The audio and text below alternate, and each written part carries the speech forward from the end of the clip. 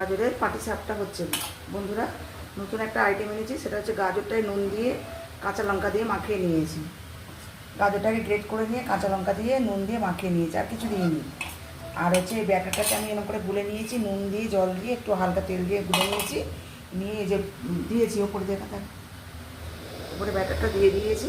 এরকম করে চামচে দিয়ে এরকম করে ঘুরিয়ে এরকম করে দিয়ে দিয়েছি আমি। এবার আমি এর উপরে গাজরটা দেবো, দিয়ে হচ্ছে এটা হচ্ছে ঝাল গাজরের পাটিসাপটা হচ্ছে। কাঁচা লঙ্কা আর গাজরের গ্রেট করে নিয়েছি, নিয়ে একটু নুন মাখিয়ে নিয়েছি। হালকা একটু মিষ্টিও দিতে পারেন, দেবার দরকারে গাজর এমনি মিষ্টি দিয়ে আপনাদের প্রয়োজন মতন পুর দিয়ে দেবেন।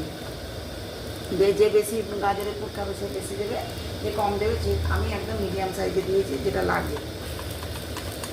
দিয়ে এবার আস্তে আস্তে এটাকে আমি ভাঁজ করে নেবো। এই যে এরকম করে ভাঁজ করে আমি পাটিসাপটা করে নিয়েছি, এক একটা গোটা গোটা পাটিসাপটা করে নিয়েছি। যে আবার এগুলোকে ভাজতে হবে, আবার তেলে ভাজার সময় এগুলো দেখাবো আমি।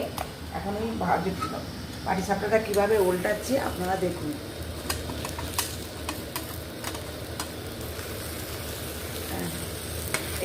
এইটা করবার সময়, কাঁচা পাটিসাপটাটা রেডি করবার সময়, কাঁচা ব্যাটারের পাটিসাপটা এটা, কারণ এটাকে হালকা আঁচে করতে হবে। এবার এটা হালকা আঁচে, এবার একটুখানি জোর দেবো আমি।